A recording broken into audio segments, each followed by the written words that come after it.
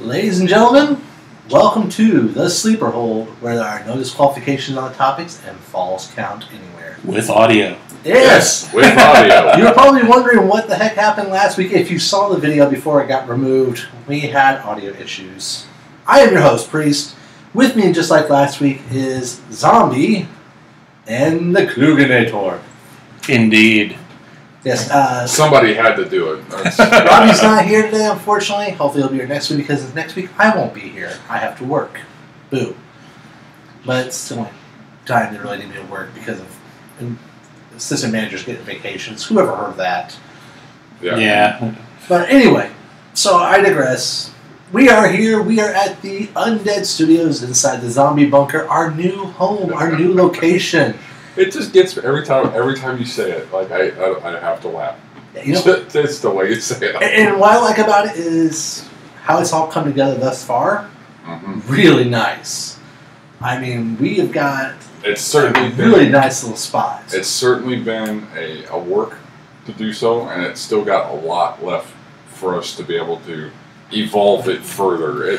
We've got to walk a little bit further to get this incubator going. So. Well, hey, but I mean, it's a good start. I mean, I'm really enjoying how it's going. So let's go ahead and talk a little bit about wrestling. First of all, we have a breaking news story. That's what I was about to say. Yep. You had some really good news that I was happy to hear. Yes, just reported by WWE.com and ESPN.com that this coming Monday night will be a moment in Raw history. Professional wrestling history. I mean, this is big. We are going to have the first female commentator for the entire duration of the show. That is going to be Renee Young will be joining Corey Graves and Michael Cole this week, replacing Jonathan Coachman, who's out for who knows what reason. Yeah, well, it's Coachman. Okay, I want to just say this. When can we get her to replace Graves? You know, I'm just wanting to see her look at Graves and tell him to shut up. I mean, don't get me wrong, I like Graves. I do. He fits a role that's needed. He does. You know, but I'm a bigger Cole fan. I have been a fan of Michael Cole. Even when I disliked him with the whole Cole train. Oh, that's great. Yeah. I absolutely liked we're not oh my godding about what the train was crazy, but there's a little game that we all play on our apps, on our phones with our apps too, and Kluge decided to show it to us. Down the rabbit hole, we're already just start off the show right over. The whole thing I was going to say is I would like to see Renee Young be the voice to put people in their place for once. That'd be hilarious because Renee is such a sweetheart. But she knows how to put it down if she has to. Well, yeah, but it's like I said in one of my episodes way back in the day of season 1. I was itching to see Renee Young go after Maurice after how much Miz was harassing Dean Ambrose and Renee. And Maurice was right there, and I was like, I would love to see that happen. So it's one of those, I kind of want to see this little bit of an edge to Renee Young. I think it'd be great. Definitely would be a good addition, and not just to the Raw, but to overall. I want to see this be a regular thing, not just this one time. I mean, obviously with us moving into this pay-per-view, this all-women's pay-per-view Evolution, we're seeing exactly what we've been talking about for like the last year and a half, almost 2 years. Oh yeah, absolutely. How much the women have evolved within the WWE universe. Yeah, I mean it's been great. It's beyond. Yeah, we've had a lot of firsts. Yeah. You know, we've had first Hell in a Cell, we've had first Elimination Chamber, first Money in the Bank, we've first Women's Royal Rumble. I mean, the list goes on. We've had where the women have main evented not only regular weekly airtime shows, but pay-per-views, and gotten higher reviews and ratings than even the men, and broken boundaries and destroyed barriers. It's incredible what these women have done. And now just Evolution on the corner, it's great.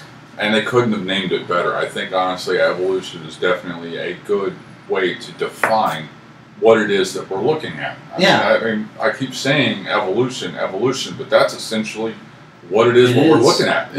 It's an evolution of not just the business overall, Not to be confused with the old stable evolution. No, or Page's evolution. But the overall of how people are looking at one another. I mean, I'm not wanting to go political, obviously, but I mean, it's in the same text. I mean, we're all human. We're all people. Is it really political, or is it just being more culturally aware? So that's what I feel like. It's more that you're being culturally aware to how our culture, in its own right, has been, because it's gradually evolving into a more balanced, stable environment. That's a good point. It is. So, I mean, that's kind of the whole thing there. Before we get to actually all the other stuff, I want to shamelessly plug our stuff because I've been uploading... Hashtag shameless plug. Yes, I've been uploading like crazy with the old episodes. Like crazy? Is that what we're looking at? Is that what we're defining this as? Is like crazy? To me, it's been crazy because it's been one of those download everything. Re-upload everything. Re-upload everything. And before I re-upload everything, make sure that Resync the audio. Yeah, make sure that the video and the audio are synced, or else you have like a 2-second delay, which really irks me sometimes. Oh, just say it what you mean. It pisses you off. Yeah, it pisses me off. The hell you mean? Yeah, I saw that. But I mean, it's one of those ding, ding, ding. Right. It's one of those things that it's great because I love having all this in one location. Yeah. And it's also been great for me because I've been able to re-listen to a lot of these things, see how far we've come, as well as go, this was the highlight of this episode, and take those snippets and keep them in a personal archive for my future project I'm working on. Mm-hmm. It's just been a lot of fun, and it's one of those things that I highly encourage you guys to check these out. You're already here at the YouTube channel. The podcast days already have their own playlist. I'm working through Season 1. We're right now in Season 2. I will get that here. Once that gets all caught up, we will upload these videos to that same playlist. We just don't want to upload them right now to Season 2 because they'll go out of order. See, and that was why I was encouraging this to be considered Season 3. Because this is a whole different spectrum. Yeah, it does, but if we did that, it would be from August to next December, and that would be a huge time gap, or time lapse, in my opinion. So I was kind of hesitant on that. It could still evolve, I suppose. Well, who knows? I mean, we are talking about a lot of evolutions, so who knows? But I mean, so it's been a blast. That it has. And I've really had a lot of pleasure, not only listening to my old podcast days and laughing at myself. And the change in how your voice is. Yeah, how my voice is, how my personality is, the whole how thing. You look. I mean, because you had hair. Yeah, I mean, at the beginning of all this. Yeah, I was like, even that, when you look at the radio episodes, me having more hair, I did decide to shave. Here and here. Yeah. Exactly. As he's just like... Yeah, and I'm just not used to it, but I'm used to just that all being gone and not worried about it. But, and it's one of those things, I also get a good laugh because I was showing this to my wife. I'm going to go further down the rabbit hole because I can't. Yeah. If you look technically, it's your show. Yeah, so. I mean, if you look down back at Season 1, Episode 1, when we first started on 217 Radio, my wife was there. This is before I actually got Zombie and Tiny T on the show as my official co-host at that time. Oh, God. But I was talking with my wife, and we were talking about how the rumor was Ronda Rousey may come to the WWE. Oh, God. And we were like, my wife's going, well, how do you think she'd come in? Would she be a heel or a face? Oh, she'd be a big-time baby face. Well, how do you think she'd come in? Well, Stephanie would be having a big surge of power. Ronda would put her in her place. Well, who do you think she'd go against? Charlotte, who's a big heel, or the only major babyface, Bayley? And I was like, well, it could be this, that, whatever, but the best way to get her to be really impressive is make her go against a powerhouse like Nia Jax. And then my wife chimes in, I would love to see her with a guy and do a mixed tag team match against a male and female opponent. And after listening to that episode, I was laughing with hysterics because I'm like, dude, that's exactly how she came what? It's like, did we call this or what? My wife and I nailed this bitch. And as I was watching that, I was gonna comment and be like, wow, you guys could not have called it better. It was like spot on, almost like you guys had some sort of inside information. Yeah. It's uploaded now. It's uploaded months after it all happened. You claim that it was recorded a year ago. Right. It was all new. But I mean, the Fake thing news. that cracks me up the most about it is just one of those that, we've had times where we've had in-depth predictions or, hey, if you really want a good story, this is what you guys should do. And you would chime in, WWE, if you need a writer, right here. And so looking back at that, I'm like, are they listening in on my show and not giving me the credit I deserve? Those sons of bitches. I know, right? And all the time that we've been pushing people toward the WWE network to try to get them in, and we still don't have any kind of discount code, which WWE, you need to give us that, because we will share that, believe me. We will make it wonderful. Wunderbar. As long as they do not delete our access. That's right. All right, so let's go ahead and get to the WWE, since we are going that rabbit hole in that direction. We're climbing back out now. Let's talk about, this whole thing happened on Raw, and I loved it. It was a great way to open up Raw. Oh, yeah. We first off had Indeed. where Kurt Angle basically told Roman Reigns, I hope you kick Brock's ass. Mm-hmm. And Baron Corbin said, that's unprofessional of you as a GM, and that shows bias, and blah, blah, blah. But also, Corbin was called out for running away from Brock Lesnar. He was called out for being a pussy. That's what he was called out for. And also, for getting involved. This is an 18 plus. Yeah, well, you know what? It's all right.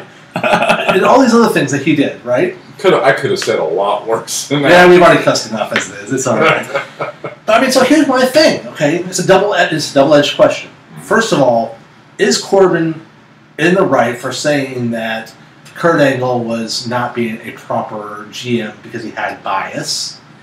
And is Corbin unprofessional for, basically not standing up to the higher talent, the people that he's supposed to keep in charge and keep control over, and letting Kurt Angle take the brunt of everything? And I want you guys not only look at this with your fan bias, but try to be objective about this, because that's been my hardest part with this, is being objective. Well, go ahead. I was going to say, well, if you look at it from a fan's perspective, you see the GM, who now essentially is kind of the second tier between the constable and then the commissioner, or whatever the hell she's called herself now. He's supposed to make sure that the GM and the performers are all safe and all doing what they're supposed to. For him to essentially just let Angle do that, like, he should have stepped in between Lesnar and Angle. Yeah. But instead of doing that, he backed off. And then the moment Angle had him in his sights, he left. Yeah. He didn't do anything to help protect what he should have been, what he was supposed to be protecting. Well, I think Corbin's been looking at the job as, I'm just here to rat out on Angle. And I agree with you on that. He pretty much has been taking advantage. I mean, he doesn't really give a rat's rear end, of, hey, I'm trying to keep it PG. You guys have already screwed that already. Yeah, we already screwed the chances of monetization. Okay, it doesn't give a rat's ass. My bad. I said a lot of different words too, so it's okay. Besides, like I said, we don't have enough subscribers yet to even worry about monetization. Right. Okay. That, he doesn't really give a rat's ass what's going on with the show. All he cares is that he's there to narc out Angle whenever he does something that Stephanie wouldn't approve of. Absolutely. And, I agree with you that, that's been Constable Corbin's whole perspective. Do I feel like yes and no, he's abusing his power, because he's made it clear that his thing is just to keep Kurt Angle in check. Is he doing that? Yeah. But also he's playing his own game of favorites and bias and everything else. So him calling out Angle on that is the pot calling the kettle black. Yeah. Now, that being said, a commissioner shouldn't be biased if you look at it in an objective manner. Right. But we know how the world of wrestling works. All three of us know how the world of wrestling works. And it's not going to work that way. There's going to be bias. There's always some bias. It's always swinging back and forth, back and forth. Yeah. And right now, obviously the bias is with, Angle's obviously a tad bit on the bias side, considering the fact that he's been attacked multiple times by Lesnar. He's been attacked by other performers. Yeah. And he's attempting to keep pushing it back to the middle, but honestly, he's fed up with I this. don't blame him. I mean, he's fed up with being attacked by him. He's fed up with them not doing what it is that, as the GM, he's supposed to keep them doing what they're supposed to do. And as a title holder, Lesnar should be defending.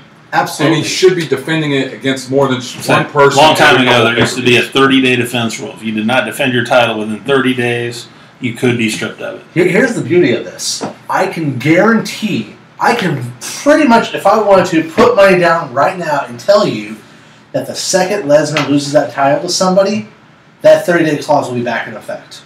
Probably. And it should be. Because he's the only one who gets to be the exception to that rule. Because they've threatened that rule with other superstars, male and female, on other occasions.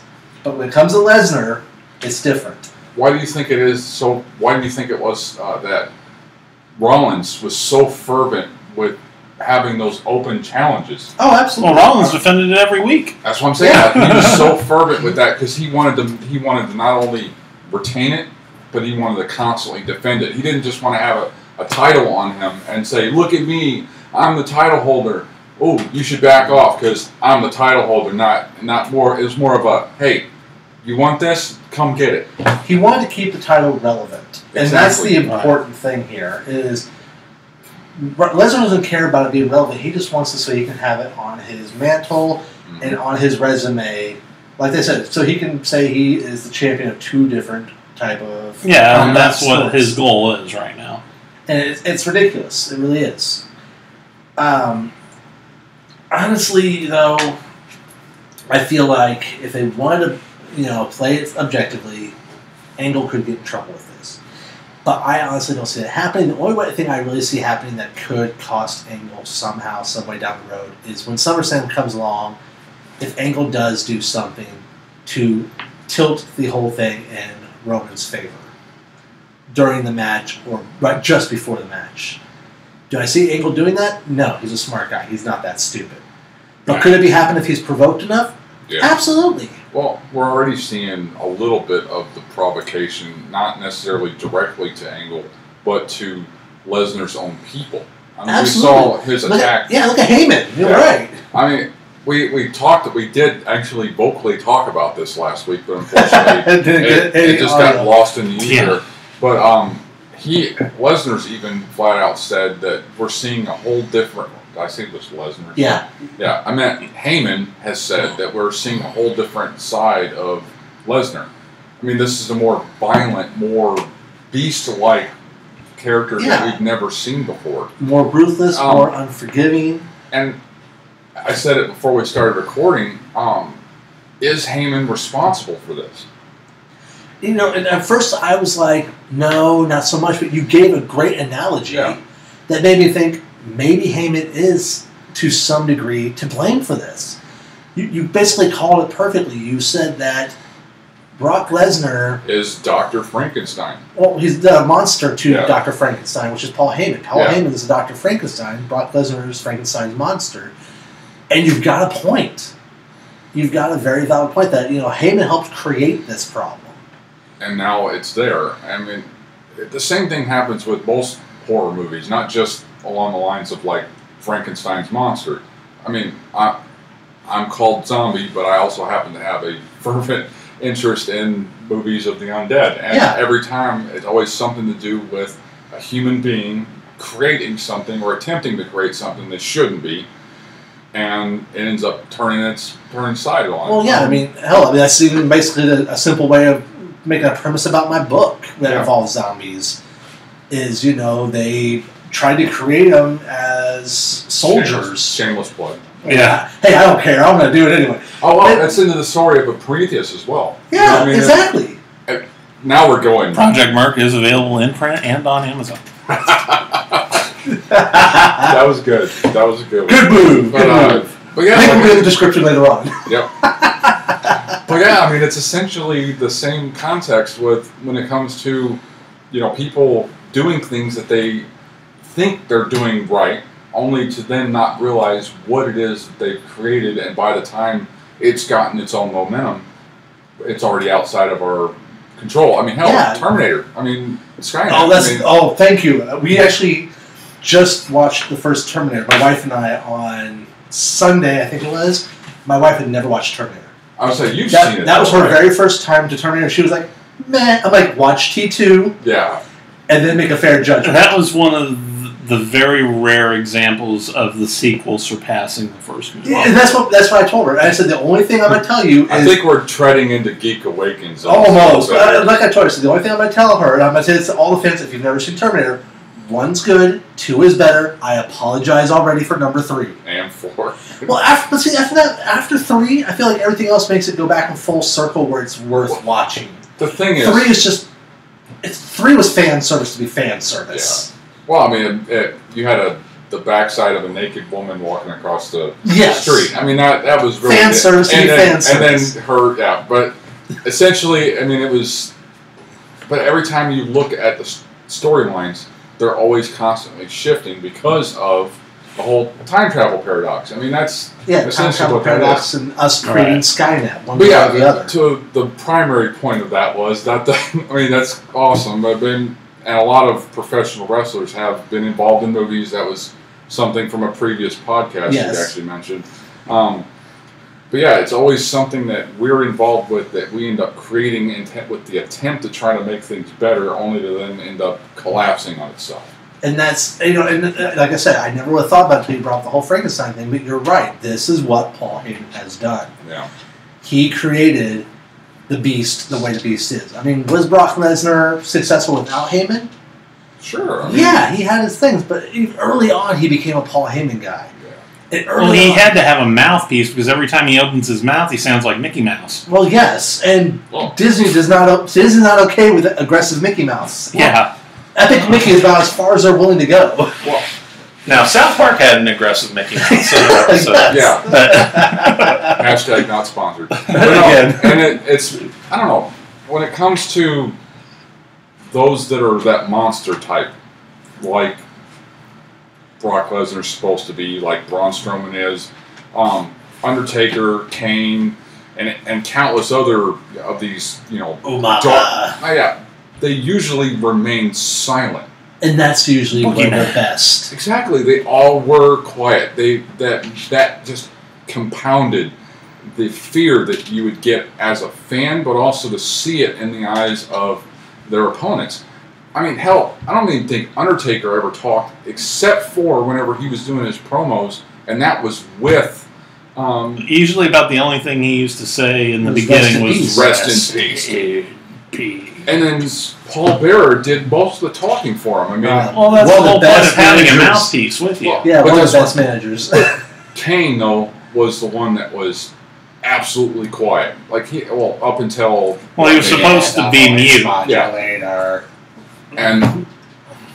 And then there were others that were always quiet, and that was better for them. Like, honestly, if Braun Strowman were silent, I mean, it would add so much more. I feel like if he would have stayed quiet, yes, he would have been more intimidating, but I don't think he would have gotten over as well as he has with the fans. Right. The fact that he's able to show some of his true personality and some of his sense of humor that he has even outside the ring with the whole get these hands thing. Yeah. He's won the fans over better than anybody could have ever predicted. But it works. For him, it works. For others, it does not. Right. And you have to be able to tell where that fine line is. If Lesnar had a beard and had a deeper voice, he would be just as fear-inducing as Braun Strowman. Well, he wouldn't even need the beard. He just needs the deeper voice. I'm just saying, like, if he had the beard, I mean, with that build, I mean, he's not as cut, but, I mean, he's still strong. I think that besides that, if anybody ever looks at... Go look up Brock Lesnar high school picture. High school senior year picture, Brock Lesnar. And that right there, after I saw that, I've never been able to look at Brock Lesnar the same way again. He's got a mullet? No, he looks... Glasses, flat top, cheeky little baby face. Looks complete AV nerd. Yeah, he does. It's terrible. Like, these are people, then. Yeah, it's terrible. Would we have associated with him? Probably not. I mean, I had a flat top in high school. I think I would have in a very vague way. But not one of those ways where I'm like, this is my guy. It's just, yeah, He knows what he's doing with computers. I clicked with everybody for a while, and that's kind of what happened. I mean, that's kind of how I was in high school. I had friends. This guy was even the mascot for our high school. Yes, I was, and I enjoyed it. Let me tell you. But like as we mentioned before, he also, if you looked at his pictures, mullet, everything else. I mean, I had it all going there. I never went the full mullet route there. Well, I originally started out with mullet, then I got to where this all became long enough where I could get a full ponytail. I mean, It was something else. No, there you go, right there. Holy crap! Let's see if I can get the fans to see it. Yeah, they can see it. Right there, guys. Wow. That's it right there. They wanted me to download it. Don't break your phone, dude. Yeah. So now you guys can see that. Oh, it's just terrible. But anyway. Yes. On to our next topic. Let's move to the next topic about the fact that when Braun Strowman fought against Jinder Mahal, he accidentally hit him with the briefcase, made him lose by disqualification, which made him then realize, well, crap, this is yet another way I could lose my briefcase. I think this is going to be a continuing trend that's going to happen up until I think so. I think so, too. But it's one of those things of, has Braun Strowman realized how careful he needs to be? Right. And on that note, how careful does he really need to be? Because there's so many things stacked against him, and Kevin Owens now has that distinct advantage. Kevin Owens is a cockroach. I mean,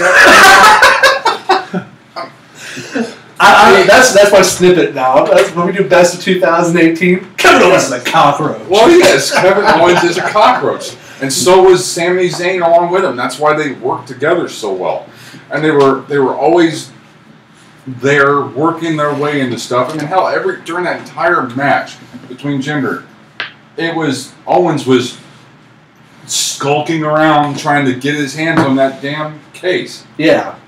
And, I mean, hell, he was doing it more than... What's the name of this little other rat that's walking around with Jinder? The other cockroach. It's one of the Singh bros. Yeah, it's either Samir or Sudhi. I think it's Samir. But he's another cockroach. I mean, he's just as bad as Owens. I mean, not as bad, but he's definitely in that category. But I mean, we all see the severity of this. Like I said, the question is, though, how careful does this mean Braun Strowman has to be? He's got to have his eyes in the back of his head constantly.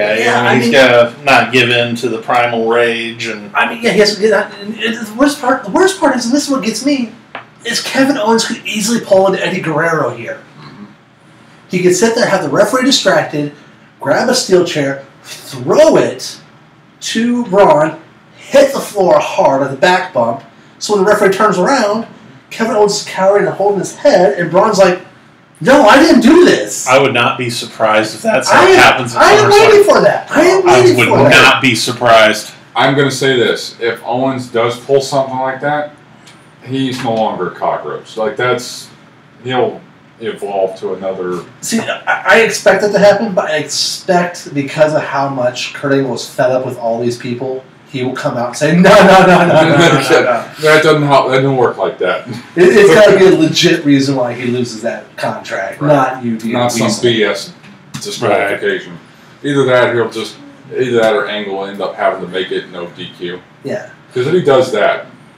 Yeah. But I mean, okay, so going from Braun Strowman having to be careful, the next thing is, what does Alexa Bliss have to do to handle Rowdy Ronda Rousey? Run. You only run so far. I'm sorry, but I don't think... out the door and leave the title behind. Along with her resignation. I don't think she doesn't have to resign. She just run. I don't think Alexa can outrun Ronda is my thing. Oh, no. Just like Owens can't outrun Braun. Yeah. I mean, but that's the only option I see Alexa doing here. Is I seriously think Ronda has her number. Alexa may be sneaky, she may be conniving, she may be cunning, but when it comes down to a legit match, as we've seen, Ronda has her number. Ronda can easily go... Ronda reminds me of how Harley is with PWA. All smiles, all happiness, everything else, but the second you disrespect her, The second you cross that line, she goes from smiles to straight face stoic. And then she may, I can see Ronda doing this, going from straight face stoic to that little bit of psychotic laughter inside, like I've seen Harley do before, where she's just laughing about how much she's getting pushed before she just unleashes. Right. I mean, we already know what Rousey's capable of. There you go, Harley. I'm comparing you to Ronda. You're welcome.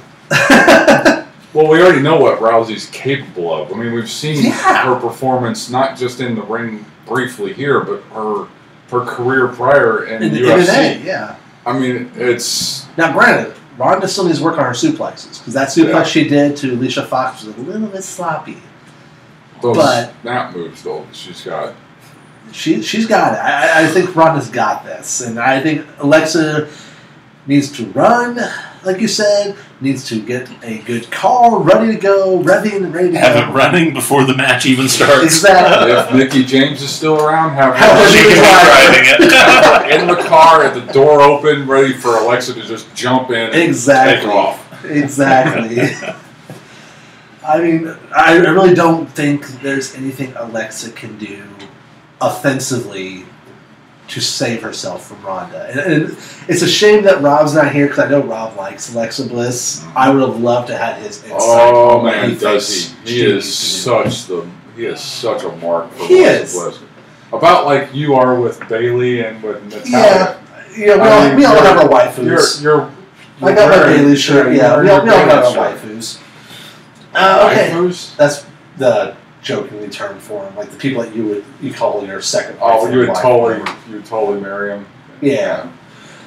Okay, so talking about more ladies, you got Becky Lynch and Charlotte, best of friends, now having to be part of a triple threat against Carmella, and we got to see a little bit of a tension at the end after the tag match. Can their friendship survive this triple threat? Well, during prior to the tag match, both of them actually kind of a funny stab at Bayley and Banks, and saying that, oh yeah, their friendship was stronger than Bayley and Banks' relationship, and they even like did the whole tea time or whatever the hell that is now. Yeah. And I don't know. I mean, their friendship may survive the tag match, but when they're across from one another, I think as long as the title is involved, it's going to be rocky. Yeah. Yeah.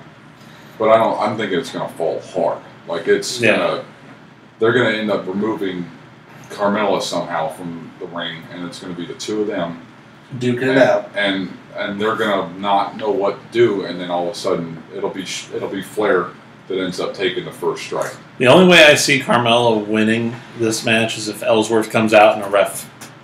I thought, wasn't he already canned again? Yeah, but he could just pop back up again. It's happened before. He's like a bad hernia. He's a cockroach himself. Yeah. That's true. But let's be honest here. I mean, honestly, if I had to see any way for this to go, with either of them winning and not Carmella, the best way story-wise, if you ask me, let Charlotte win it, and for once, let Becky be a heel. Yeah. Let Becky show what happens when you have a ticked-off, fiery redhead. Well, we watched the story time earlier of when Becky was younger. Yeah. And she was a heavyset kid, and somebody was making fun of her. And she beat the hell out of her? She took the seesaw. Part of the seesaw. The board part of the seesaw part. And yeah, it was. Beat them with that?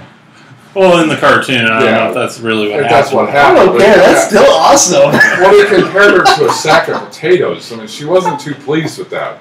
Dang, I gotta watch this. So that's why I'm saying that it's going to be Flair that's going to take the first shot. Like Becky's going to know that title means more to Charlotte than anything else, and she's not going to let. Of course, she's a Flair. Yeah, it's in her blood. Right. Well, that's my point. Like that's what I'm saying. Like, it's going to mean more to her than even their friendship.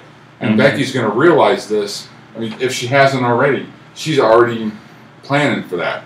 Like, Charlotte's going to come after her, and Becky's going to be the one going, nope, and then decking her. And she'll take the title. Oh, yeah. Now, what do you guys feel about this whole Randy Orton restating his mission, as well as still putting the bullseye on Jeff Hardy? I mean, he's still rubbing about how he's erased this image. He's solved the enigma, however you want to put it. He's reminding people what it is that his focus was when he came to the WWE. I mean, he reinstated the fact that he was the youngest heavyweight title holder in history. Yeah. And they didn't call him the Legend Killer for nothing. Yeah. And I'm glad to see this side of him back, personally. I really am. Because I like the ferocious Randy Orton. But I feel like, okay, you've done your part with Jeff. Now move towards your mission of reclaiming your throne, your birth. I don't want to say your birthright, but your legacy. Reclaim your legacy. Exactly. Whoever wins between Joe and AJ, go after them. Do not just sit here and open your mouth. Do something about it. Ferociously too. Don't even. I mean, do his surprise RKOs that he used to be so. Yeah, the RKO out of nowhere. Yeah, I mean, just up here, coming up over the wall, jump in the ring, RKO, and then leave. Like that was his thing. Yeah, and people loved it. I mean, because it's akin to something. There's a YouTube channel where they constantly do like a surprise lightsaber. The dude just pops up with a laser across the screen. But I mean, it's essentially in and out. Well, there's a lot of surprise RKOs on YouTube also. Yeah, there are. I mean, it's fitting to his character. I mean, this leads back to when I was saying that some people just need to not talk. Orton is scary when he's not talking. Yeah. I mean, he has done a lot for this company. Yeah. He helped bring in a lot of young people after he got done with Evolution. Mm-hmm. And so, I mean, yeah, there's a lot of credit that needs to be given to him. But if you're going to talk the talk, like we've said before in the past, walk the walk. Yeah. Own up to it. Don't let the talking be all that we get from him. Yeah. Speaking of talking, I have to bring this up. I know this isn't part of our agenda, but I have to bring this up because I always love these. This is my favorite things whenever it involves this guy. My man, R-Truth. I love the fact that he made the statement that he's going to go through Carmella to get to Shinsuke Nakamura. that was just like the best. Carmella? Yeah. He actually said he said, I didn't hear that part. Shinsuke was having an interview with Renee, and R-Truth comes in and he's like, I want a shot at that title, and I know what I gotta do to get it. I'm gonna go through Carmella so I can get to you. And Ty Dillinger's like, what? No. and then, of course, Shinsuke says something in Japanese, and R-Truth, and Renee's like, well, what he says, he goes, I can't repeat that on TV, but I want a match with him tonight. It was the best. I wish that R-Truth was kind of taken more serious when it came to giving him a proper push, because R-Truth is a very talented man, as we saw when he faced Shinsuke. But the fact that they let him have fun with these comedic roles, it's one of those things that it's very needed in the wrestling world. When you have it nothing but serious after serious after serious, it does get boring, and I think that's half of Raw's problem. Raw doesn't have the comic relief right now. It's that drama that needs a proper balance. Yeah. I mean, hell, he did it perfectly when he was with Goldust. Yes, absolutely. And who do you think he learned that from? I mean, that's Goldust's personality alone. Goldust and R-Truth was the Golden Booker Truth. I mean, that was Golden Truth. They were Booker T and Goldust 2.0. They really were. And it was perfect. Nothing could beat Booker at Goldust, though. I love that. I still love when they were in the, I think it was a gas station, and Goldust asked him if he wants to buy the hot dog. Do you want to bite of my wiener? And it was just like, what the heck is this?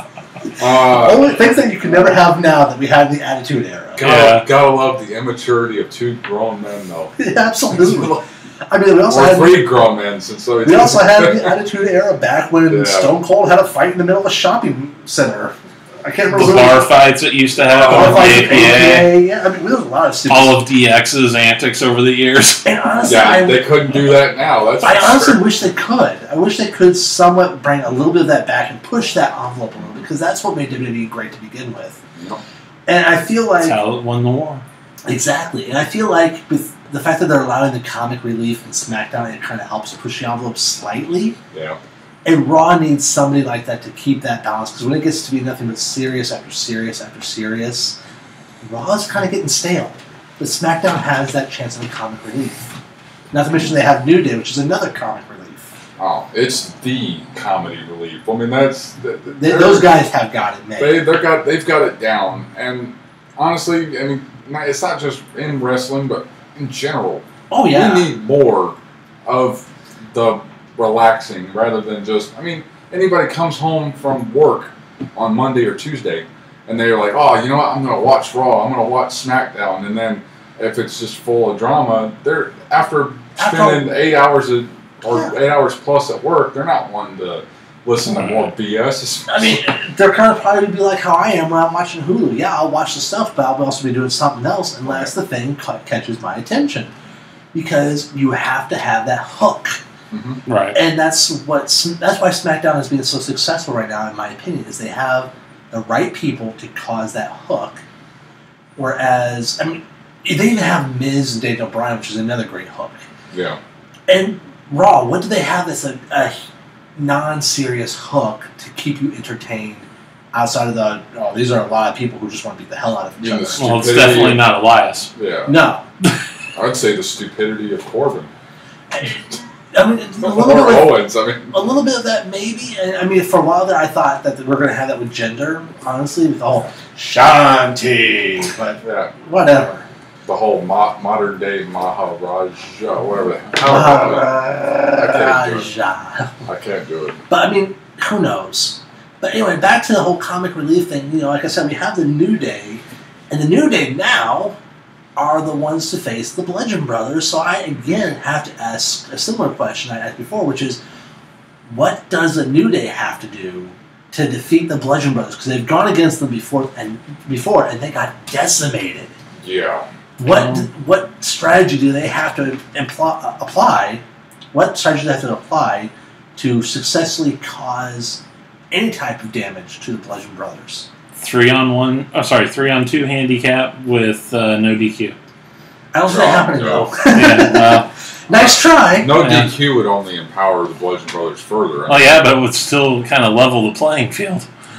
I mean, they can still possibly do that if somehow Xavier and Kofi decide to have almost the same exact hairstyle.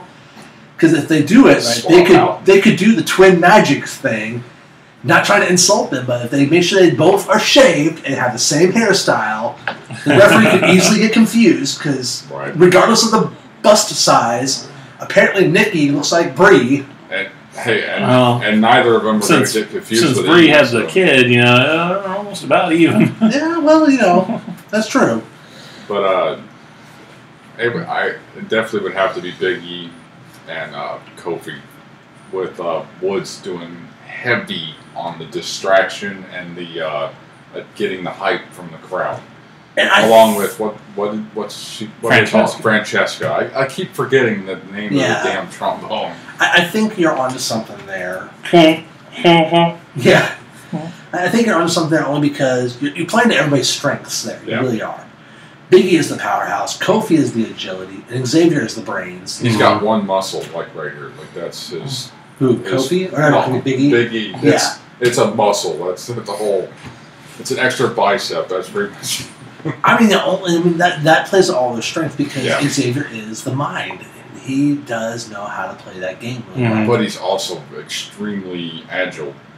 He is, and that's why Kofi is. Yeah. Kofi's super agile. I mean, Xavier is too. Kofi definitely is there. I mean, he's proven it agility guy countless times when those over the top rope where he ends up walking along the the edge of the thing and then jumping back into the ring. I mean, that's now. Yeah, here's my thing. Also, though, is what I mean. You've got to get the Bludgeon Brothers. You've got to get them distracted and riled to where they're not thinking like on a proper level. You got to get them to where they're worked up. You got to be able to work against them. And the best way I see about doing that is start the match off by confusion or doing something that's really just out there and unusual. Mm-hmm. And yes, I mean, what I'm going to use as an example is not unusual per se. It's pancakes. Because, I mean, they fling the pancakes to the fans all the time. But instead, while the Bludgeon Brothers are walking down, Frisbee them with the pancakes and make them go, what the heck? It would throw them off from their typical entrance, which is just that slow, methodical walk. Exactly. It would throw them off. And if you can throw somebody off from the very beginning, it makes it very hard for them to get back in balance and right away. They have to reset completely. If I remember right, they did celebrate with AJ Styles after AJ got his victory. Yeah. And I mean, I doubt we'll see AJ Styles, out there throwing pancakes, but I mean, if there's anyone else that's aligned themselves with New Day in order to do that, I mean, it certainly would be something to see them out there just. Yeah. I mean, the only other option I see is, and this is the long shot, is because of how many people seriously want the Bludgeon Brothers not to have the title because they're, tired of being decimated, is before the Bludgeon Brothers go out there, their first wave of attack is the Usos. And then after the Usos try, second wave of attack go to the actual match. So we'll see what happens there. I mean, that's my whole thought process. So besides that, really, there's not much else that we can talk about with Raw or SmackDown. I want to make sure we transfer this over real quick to PWA's Quake at the Lake, because I know that's coming up. It's exciting. It's a free event, and I know we've been talking last time. As far as I know right now, the booking is still being finalized.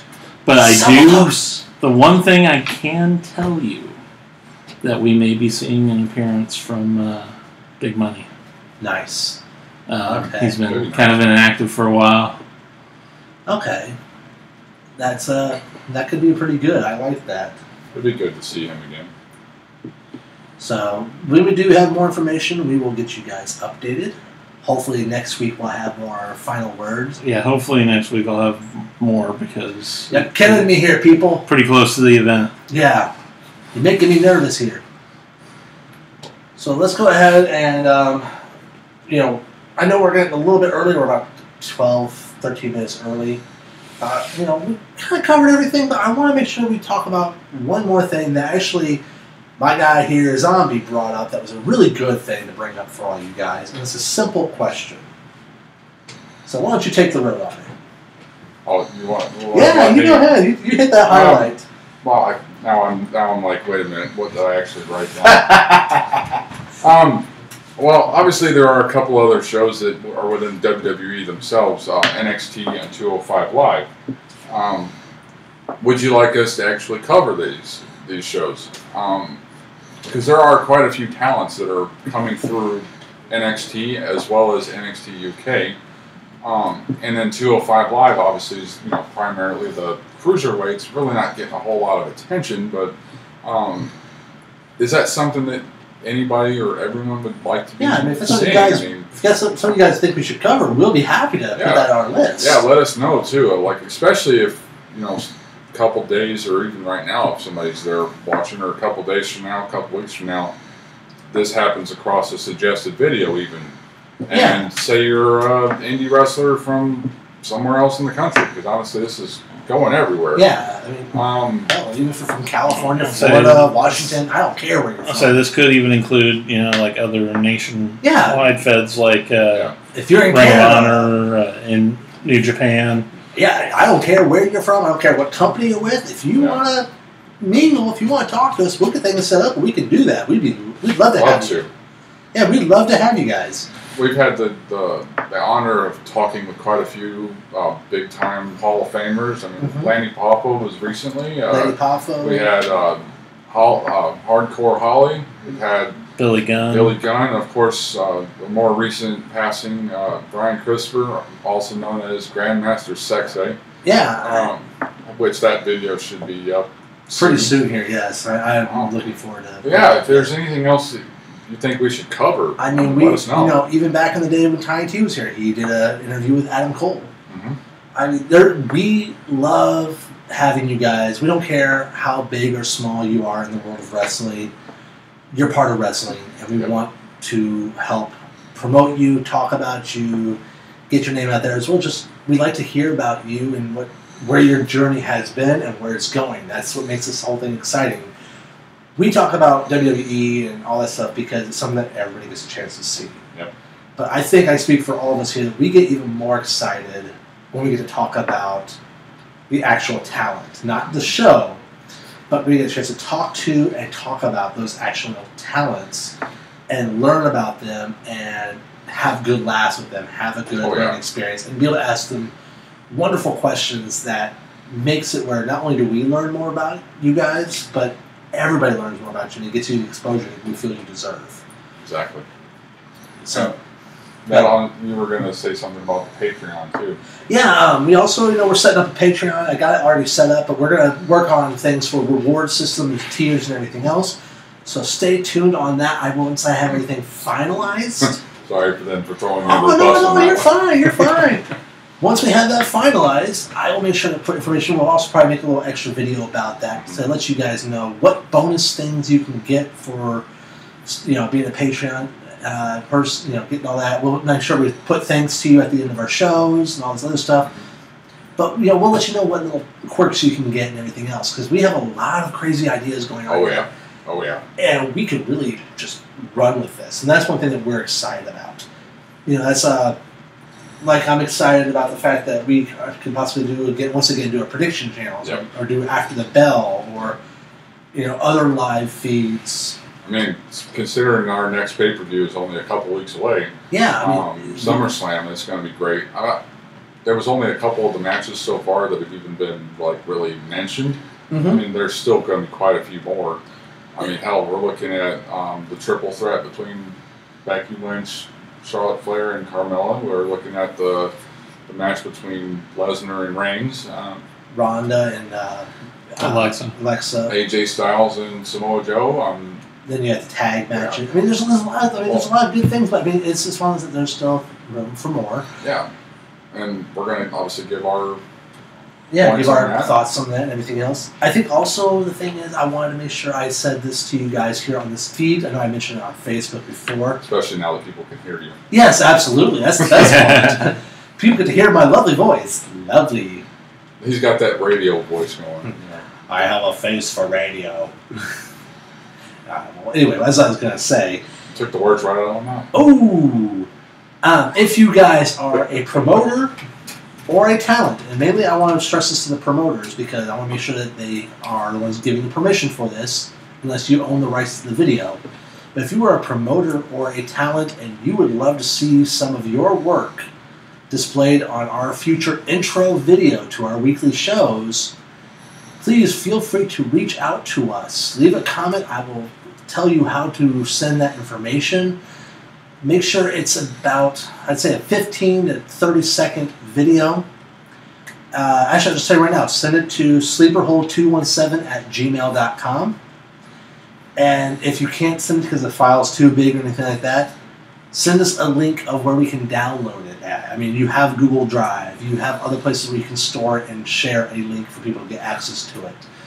But if you want to be part of that, because I would love to set up a good video for us for every week when we start our show that shows off some of the great local talents, the people who are not already in the big leagues of Ring of Honor, New Japan, WWE, what have you. And not just local from our 217, obviously. I mean, but local, indie, however you want to phrase it.